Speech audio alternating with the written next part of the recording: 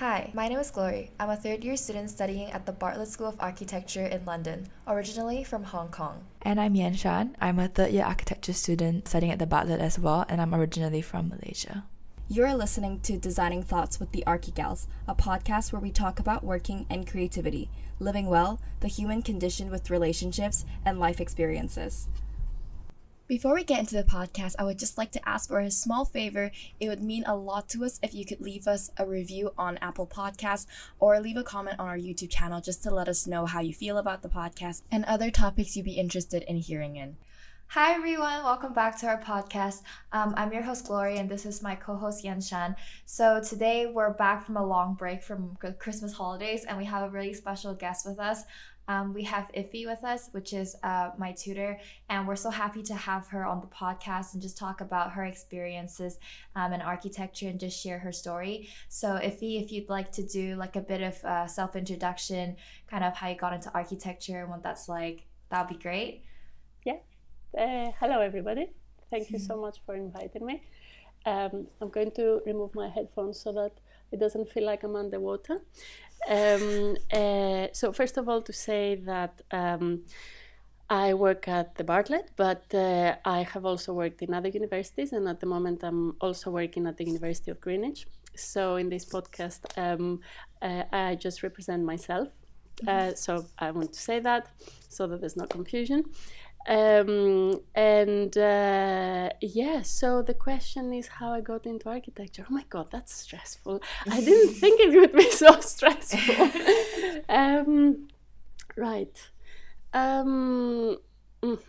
So I think that's quite a huge question because it can go back to completely like all the stories of every member of my family. And what they've been up to and how that's affected, me growing up and also our wider kind of our friends, because I grew up in a family, in a quite a big family. So I'm from Greece, and basically my family was always really open and we had loads of friends over. So I remember not just growing up with my mom, dad and brother, but with our friends as well. And I guess they also affected the way in which I saw the world. They were all people who had been through a lot because they went through the dictatorship in Greece. So my parents were just in their first years of university, so my dad had to leave the country. Because of that, they studied in Italy. They were very political. They are very political, so they were in the left, and all of their friends as well. So I grew up with, with a bunch of communists smoking, talking about politics. So I hadn't planned saying all this, but it is how it affected the way I saw things. And we were, my parents are not artists, but we always had a lot of books at home about art and literature. So, since a very young age, I could just go in the living room and pick up a book. And, there was always, culture was always there. So that I guess I find myself, I think I'm really lucky. And also I have an older brother who is 9 years older than me. So he's a musician. He's a jazz musician. He got a bursary when he was, I think 19 or something, and he studied at Berkeley in Boston. So he's a saxophone player, and as you can imagine, this is really, really niche in Greece. So, and also, the life of a musician in Greece is really kind of financially uncertain. So when it came to me going to university, there was a general feeling of, oh my goodness, not another artist in the family. What do your parents and their friends do that was influence you to want to choose architecture? Was your job quite creative? So no, it was mainly just the overall atmosphere in which I was growing up. So there were always, imagine coming back from school and, friends being over and talking about, politics. And, when you're a child, you're just listening always, right? And you listen to what the grown-ups are talking about. And, I remember on Saturdays, my mom would take us to the theater or to see an exhibition or something. So I was really, really lucky because my parents encouraged these things. So when it came to me choosing what I want to do, my parents said, okay, you can do anything. And I said, okay, I want to be a doctor. And my mom was like, okay, great. I'm sure you're going to be an amazing doctor, but what are you going to do with your hands? I was like, what do you mean? And she told me, you've been always making things and drawing things and writing things. And, when you're a doctor, you don't do these things. But she's a doctor, so she knows. Oh. I was like, okay. And we were swimming in the sea, obviously, because we're all Greek. And and I was thinking, and then I did a big dive, and I thought, okay, yeah, my mom is right. She knows me very well.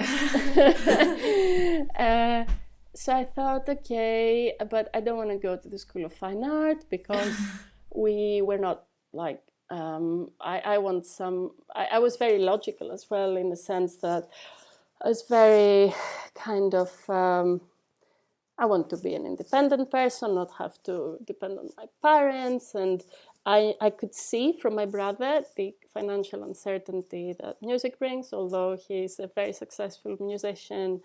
I could see that, it's something that the effort he was putting in. And I thought, I don't want to go to the School of Fine Art. I want to study something that is that could give me more security, if only I knew. And so I decided to study architecture because it's a profession, and I felt more secure. That I could be kind of, financially more secure and find a job more easily and things like that. Which, it's not necessarily true in hindsight. And I also didn't talk about all these things with my parents. I just told them that I find the idea of doing architecture really fascinating. My dad studied architecture in Florence, but he never practiced as an architect. So, we talked about buildings sometimes, but not too much. But yeah, I was always writing stories and drawing them, and this is what I like to do still. So yeah, in the end, it turned out that it was a very good choice for me. That's so nice. I kind of related to your experience of like choosing architecture, because back then when I was choosing a subject for university, it's actually the same thing. I had the conversation with my mom, and she said, I think maybe architecture is the way for you because you really like art and you're really logical, you like the scientific stuff. So now I was like, yeah, my mom knows me very well too, so I kind of did the same thing as you. But yeah, I think maybe we were kind of in the same boat. Like, we entered the field like not knowing anything, and then with hindsight looking back, it seems like a different, like completely different from like, at least for my expectations of like what architecture was. So yeah, did you find anything like different or like surprising when you went into like architecture school? And then maybe that kind of also shaped how you decided to work as a tutor at schools? If I found something different to what I was expecting, yes, I did. I found that it was much more imaginative than what I thought before. So, and also that it could be much more than just the building. I also found that through the fact that I always had amazing tutors. So yeah, I guess I was really lucky. So you'd say like your tutors kind of inspired you to like take the path of like tutoring students, teaching like in the education sector? Oh, I never imagined doing that, not in my wildest dreams. So how did you wind up at this position? When I finished studying, I went and worked for a couple of practices. It was very nice. I enjoyed most of my time in practice, but I missed the really ambitious and imaginative aspect of a project that exists in paper. I think there's a great value to that. And that also touches on the question, how close should education be to practice, which is a very interesting one. And my opinion is that it should be, but also it shouldn't. It should go beyond the, financial restrictions. It should be more ambitious, which it is, generally speaking. I mean, my students do usually really imaginative, ambitious projects. And sometimes I imagine in a science fiction scenario of 3,000 years from now, if someone clicked the button and all these projects realized, wouldn't that be amazing? Yeah. So how did I become a tutor? Well, I guess the real story, really boldly, is that I did very well in my studies because I worked really hard. I wasn't I did. Yeah. So then I had a very good academic record. Is that the expression? So then I just had an interview. I was 26 and I saw that other people around my age were teaching, and I went for an interview. Actually, it wasn't just one, I had 3 interviews or something. And then I got the job, and it's the best job in the world. It is. It's an I can't imagine a better job than being a tutor in design, honestly. For me, I'm so lucky, I found the thing that I love. That's so great. Yeah. Did you study in Greece as well? And then how did you decide to move from Greece to the UK? Oh. That's a very good question. No, I didn't study in Greece. I studied in Nottingham, the University of Nottingham. Yeah. And because I didn't get in the Bartlett. Oh. But as a tutor, now you're here and you've made a name for yourself. No, yeah, I didn't. I applied and I didn't get in. Yeah, I guess my work wasn't good enough. So yeah, I went to the University of Nottingham, which was a very good university. I mean, I really enjoyed it. I had good tutors. Most of my tutors were also teaching at the Bartlett, so we got to see what was happening here as well, in this school. Was it also a unit system, a similar system to the... Oh, okay. Yes. So the structure was quite similar. I was wondering, what made you think that tutoring students is the best job ever? Comparing that to working at a firm, for example. What aspect? It's a personal thing, right? I mean, some people would say that it's the worst job in the world. But for me, it's it's a matter of character, of interests. So I'm really interested in basically in talking about the power of the imagination. That sounds really cheesy, but it's true. I mean, when we discuss projects, we go very much beyond practicalities of this is how you move through a big room and this is how you move through a small room, and this is a corridor with this height. I think we're talking about philosophy and literature and sometimes mathematics and sometimes psychology. And this is amazing. And I think this is what's really difficult about architecture, that if you want to make it, to tailor it to, to you, because, the design process is a very personal process for everybody. You can't teach someone how to be a designer exactly. You need to teach them to find themselves how to be a designer, if that makes sense. Yeah. Because it's a very, very different process for everybody. For me, it's really important the space in which I'm working while I'm designing to have a particular light, and it's important to have my cigarettes and my coffee and to wear lipstick because it gives me confidence. It's important for me to feel some joy. So and that's not always easy because life can be very difficult as well. So it's a really particular space that I have to set myself in order to design, but then at the same time I need some viscosity, so there needs to be a force kind of pushing back, which is kind of a boundary to design against, if that makes any sense. So, and that usually for me comes from locality. So if I know where my project is placed, I study the place and I try to understand it. and that gives me some parameters against which I can kind of start proposing my designs. But again, that's very personal. For someone else, it could be completely different. It could be that, you put music up to the maximum and you have, I don't know, in a dark room, and all of that matters and affects the way in which we design. But I think I went off topic. No, it's really interesting hearing like what kind of circumstances make you like design in like a better way and like a better mindset. But yeah, I resonate with that a lot, like how architecture is like encompassing all these different kind of topics and themes. And just as like a general note, I just also really enjoy like my discussions with you and Dan as well, like when we talk about all the other things and how that affects the space, like creating that space and designing it. And it is like a whole process in itself, and it takes time to like for you to get used to or to understand how that whole designing process works. So definitely it's like a really good learning curve as well for me. I guess for me, I wonder for you. I'm glad you say that, Chloe. Yeah. I was wondering when you like tutor students and like just, the personal aspect of things, do you kind of like, is it interesting for you to kind of, when you see students like doing their work or you see them struggling, do you kind of see yourself in that, like the mirroring of yourself when you were also a student, like kind of comparing, I guess it's kind of a comparison between like tutoring students and like being a student yourself? Do you see kind of like the similarities, and like what's your thoughts or experience on that?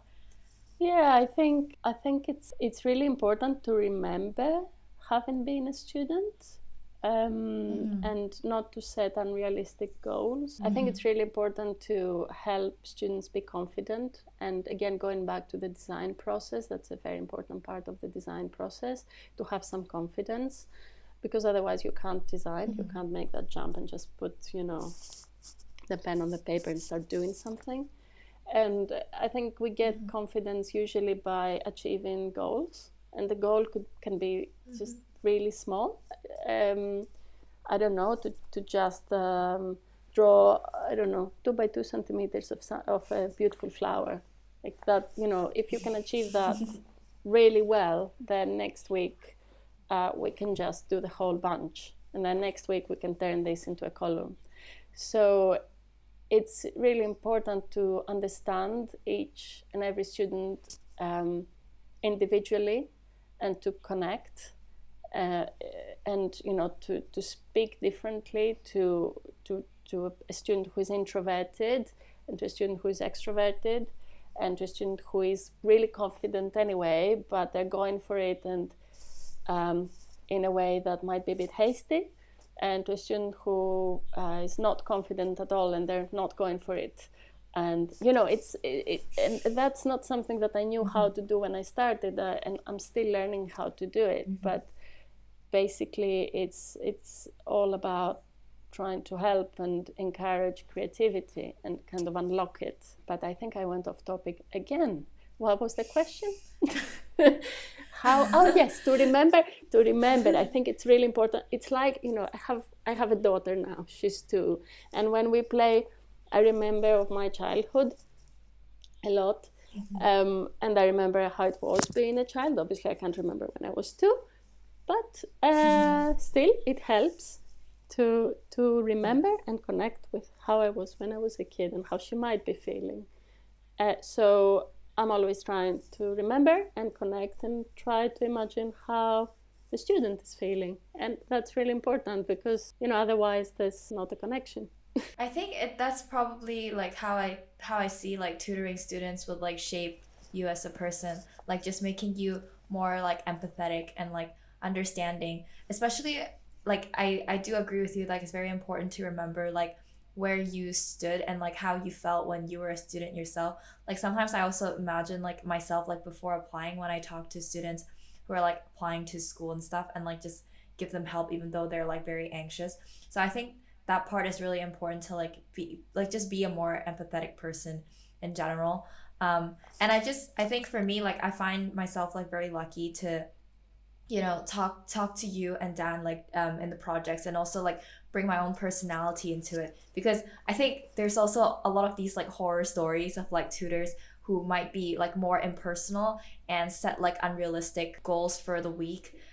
So yeah, just find it very, very nice that like now the sort of culture of like personal connection between tutors and students are more like encouraged as a whole, I think, within architecture education. Yes, I think this is a good point. I think, well, for me, again, design is ambitious design, because if we talk about unambitious design, it can be a very cold process of how big is this room, how long, how does it address environmental issues, which are really important questions. At the same time, these questions don't necessarily require an emotional kind of approach from the designer. And I think very ambitious designs require that. So when you go into the realms of literature and psychology and philosophy, and you start bringing more complex ideas into the design, you need to be able to communicate with your tutor and kind of share how you feel as well about, the space you're designing for. And that's a very different relationship to a tutor that teaches, I don't know, mathematics probably. Maybe I'm wrong, but maybe I'm wrong. But that's what I think. I think design requires a communication. Otherwise, it can't happen really. I agree. And I guess talking more about like running the unit in general, it would be interesting to hear like your insights on running a unit, how that was like as a process, like starting the unit from scratch and then like not only bringing your own personality into the unit, but also letting the students bring the unit to life. And yeah.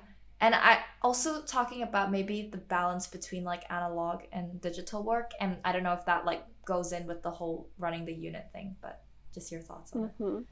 So what are you asking me exactly about? How do we run a unit? Yeah, and like how it got started, like bringing yourself and the students into it. Well, I was teaching in first year for 3 years, which was amazing. I absolutely loved it. But it's not a unit system in first year, as you know already, I'm sure. Then I applied for a unit, and they asked me if I wanted to teach with someone called Daniel Wilkinson, and I said, yes, please, he's my friend. That was great. So yeah, when we started teaching, it was amazing because we were also doing our PhDs, and we discovered that we had very similar interests as well, which is probably why they put us together. So we're interested in figuration, and I'm interested in storytelling, and he's interested in sculpture, and these things weave together into a beautiful combination, I think. So when we started writing our first brief, I had cooked a 5-course meal, more as a joke. It was a very beautiful sunny day in September, and we had music, and we were kind of writing about our ideas, and we saw like, okay, this is actually flowing really easily. We wrote a brief in 3 hours, something like that. And then in the first unit presentations, in the interviews, we had some very interesting conversations with the students who wanted to join the unit. And I think this is a really important point, actually, that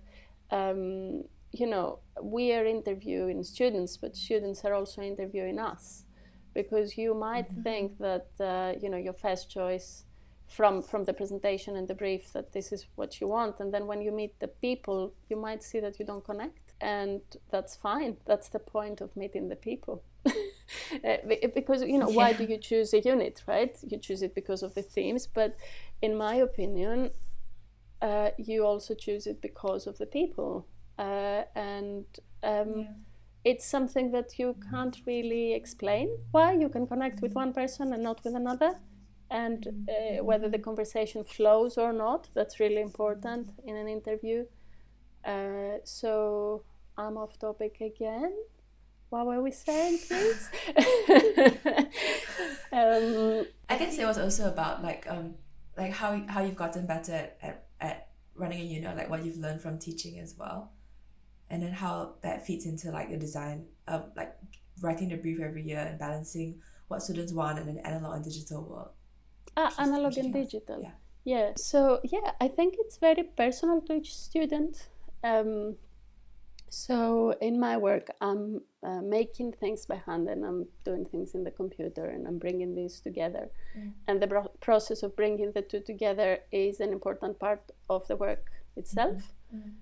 And I think, you know, every student comes in with their interests and skills. And of course, since I was a student, technologies have advanced massively, and so have the skills tutoring workshops. There is no comparison to how they were 10 years ago. And that's a natural kind of change because the technologies have become bigger and better and whatever. So, you know, you get more teaching on these. So yeah, we have the digital skills workshops, which are necessary also for your professional life afterwards to have them. But also the analog skills are very necessary and important. I think now that we're talking about it, I'm thinking maybe we should be doing more hand-drawing skills workshops as well.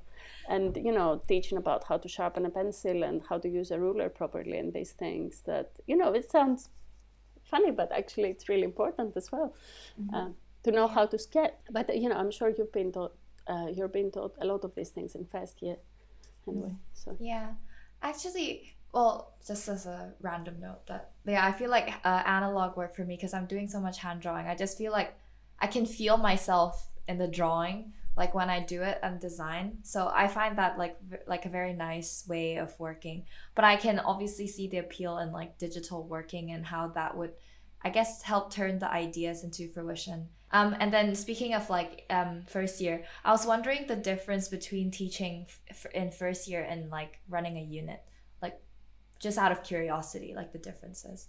Well, the difference is huge because when you run a unit, you have a theme that you and your teaching partner have more knowledge on, and you are personally more interested in, and also the students that want to come and do that theme and work on it are also really interested in it. Whereas in first year, there is one common theme for the whole year. So I think that's a huge difference by default. Yeah, and I think it's also probably in first year because I remember when I first went, like, I think all the first years have completely no idea what they signed up for. At least that's how I felt. So I think maybe that was also a huge difference in getting someone who was completely like unsure of what they're doing, and the whole mindset of designing is probably a big task as well for the tutors. Yep. Yes. Yes. Okay. Yeah. Yeah, I think there's also, you know, the thing that, of course, it's really difficult to teach first year. You know, I think I've taught all years from 1 to 5, and one of the most difficult ones to teach is first year because of all these parameters, and because you want to be very careful, exactly because of what you're saying, Glory, because as you say, maybe some students are not certain about what the course is or are discovering it, and that can create a lot of uncertainty and worries. Am I at the right place and things like that? And I think a good first year tutor needs to be very careful when to step in and say something, and even when a student's uncertain, when not to say anything and let someone find their own path, because that's also really important. And also encourage, but let students find their feet, because most students have never been to London before, and it's a big scary city even for a 30-year-old. You know, it can be, if they come for the first time, imagine for an 18-year-old, which is usually the age of first year, but they can be older students. But it can be finding a balance in London. It can be a huge task in itself, feeling lonely, you know, it's difficult. It's not easy. Definitely, that was how I felt as well. And like talking to people, like even this year, like reflecting back on like our first year experiences, we realized like how much the course kind of affected our emotions, and also like small things that tutor says can also like have a huge impact on like how we feel, especially like actually Shan mentioned this on the podcast episode with Dan, like the throwaway comments affect the students' feelings about their project and their week as well in general. So yeah, I think definitely, like you said, it's probably also really difficult for the tutors to like find the right balance of stepping in and letting them find their own path when they have like certain things going on in their project and stuff like that. Yeah, I mean, you know, when a student says to you, I've had students doing really well and saying, I'm not sure if I'm the right course. And, you know, what do you say? Then it's a conversation over a coffee or something. It's like, okay, what do you think you're not kind of covering here that in this course that you're missing? Maybe you miss reading a bit more. Or maybe you're not drawing in as much as you thought you would be drawing, which I don't think that's ever been the case. I guess like coming from right now, do you still work in a practice? And I guess, do you miss that sort of work more and balancing that with tutoring and running a unit as well? Because I guess after teaching all these units, you kind of know that students have to come out and go into the real world and then start working in a practice. So I guess, how does all of that feed into the way that you teach and also how you balance working and teaching?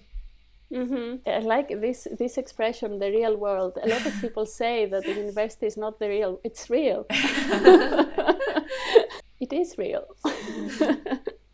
I mean, it's you experience it, right? It's a really huge part of your life and how it shapes you. It's the real world is not just outside of the university.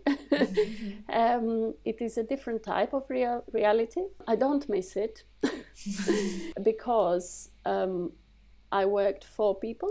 I didn't have my own practice when I came out of the university. For 5 years, I worked for other people.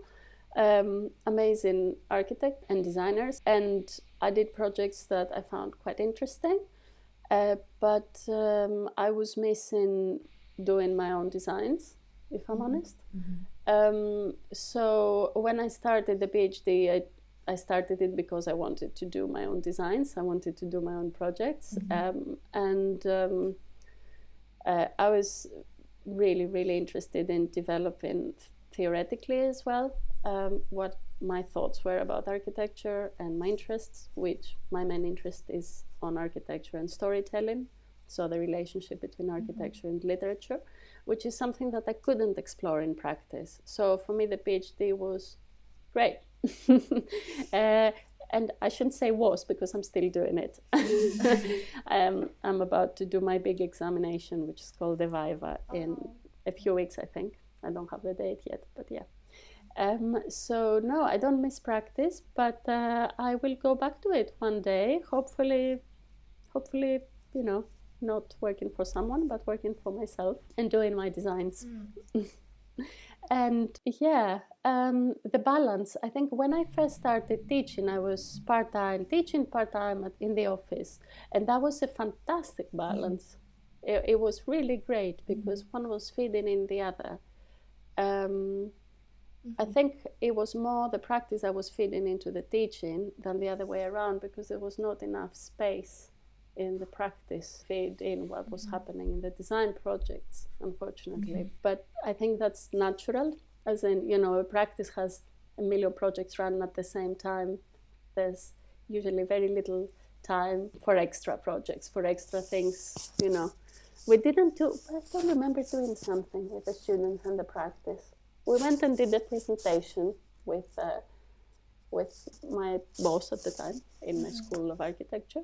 But I guess that was more the practice given to the students rather than the other way around. I guess moving on from the whole balance with like working and teaching, I guess it can also apply to like maybe personal life. Like, is it easy for you to find a balance between like your work and personal life, especially like with a family and like taking care of Rocky, your daughter, and like I guess your thoughts on like how one should balance it? Because I think people underestimate maybe the work that architectural tutors have to go through as well for teaching. But also, I guess you probably know this, like in terms of the working culture in like studios and like for students here at the Bartlett, I think a lot of people, at least from my experience, I feel like some of their the work-life balance could be kind of unhealthy as well. So I was just wondering how you feel like your balance is and how you do that? Well, that's a really important thing. It's also a very personal thing because everyone has their own balance. Yeah. There's not a. It's like everyone needs to learn to be a designer by in their own way. There's not a balance for everyone. Like that is the same. For me, there are times of a lot of work and times of a lot of rest. When you have a kid, especially at this really young age, where they have no idea what danger is, it's very, very stressful and tiring.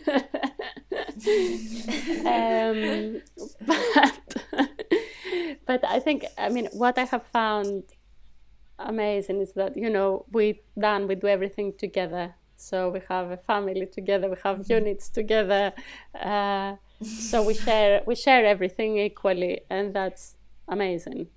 We, every evening when Rocky falls asleep, eventually we just look at each other and we're exhausted.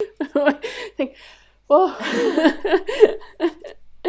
another day of not stopping for a second because, we've been to the playground, we've been writing emails, we've been writing the PhDs, we've been going on meetings, but that's the same, I think, for most people, and then it's very important to stop and take a breath and say, okay, now I stop. I have to stop. I have to do nothing, look at the ceiling and give Rocky some video to watch because I can't do this anymore for half an hour. And I think, talking about being a student, I'm going to say the obvious. It's just really important you take time off. Yeah. It's extremely important. It's extremely important that, you sleep at least 8 hours every day and that you eat well and all of these motherly, cringy things that I'm saying.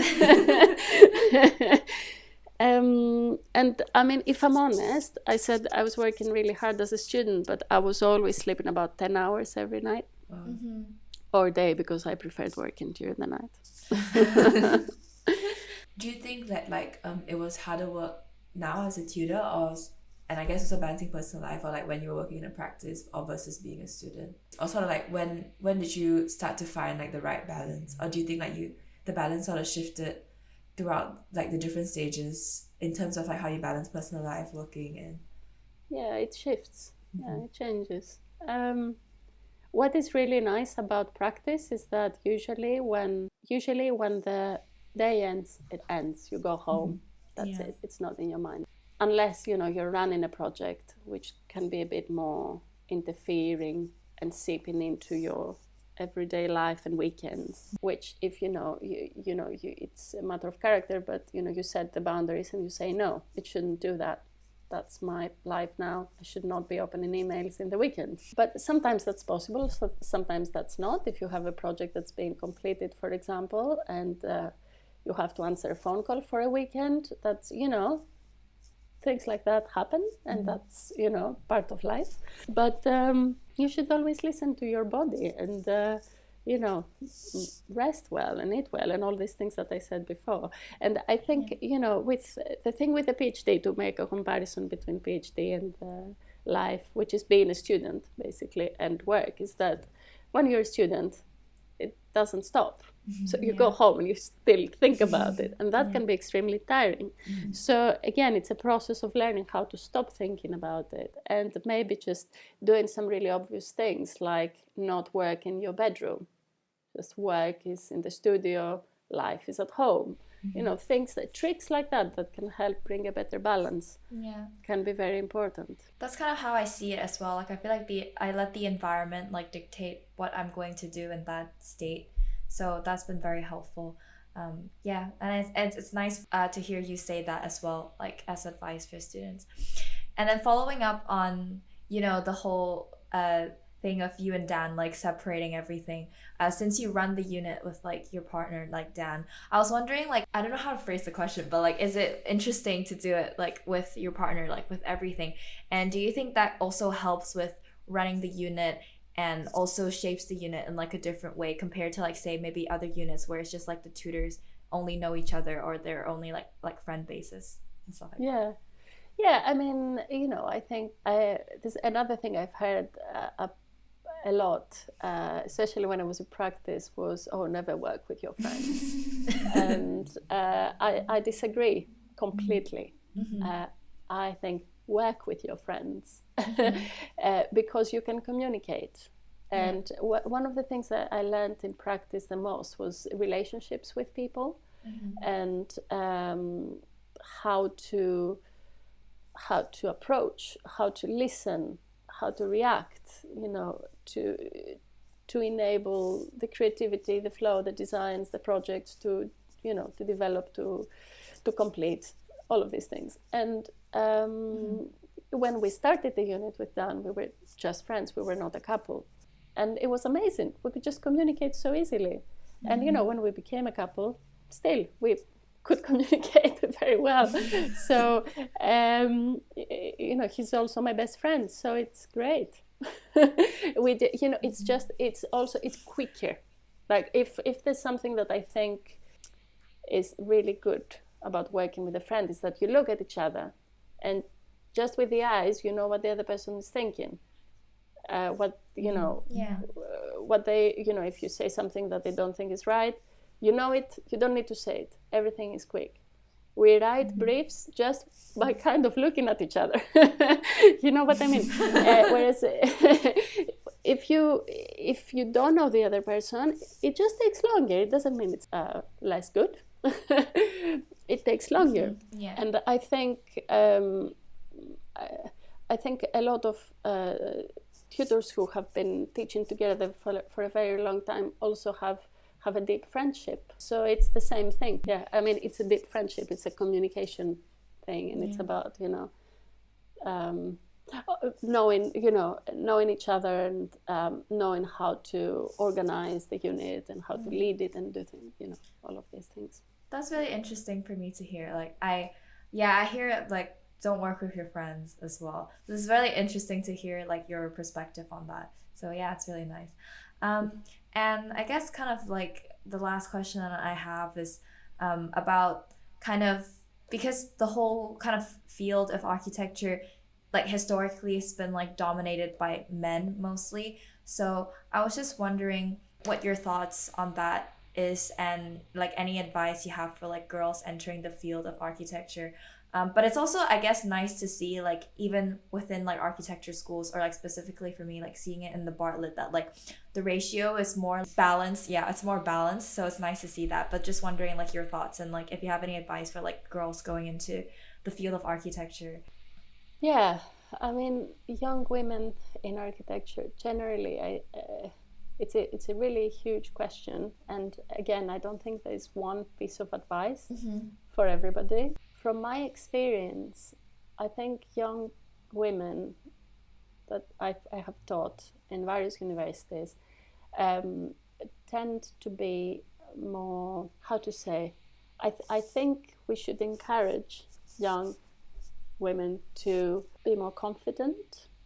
And for example, if there was a room full of people and you said, who would like to present first? In my experience, it would be a man who says, I'd like to go first. It's so we need to encourage women to want to be first, to want to be at the front, to be seen. So I think that's really important. That will take a lot of time.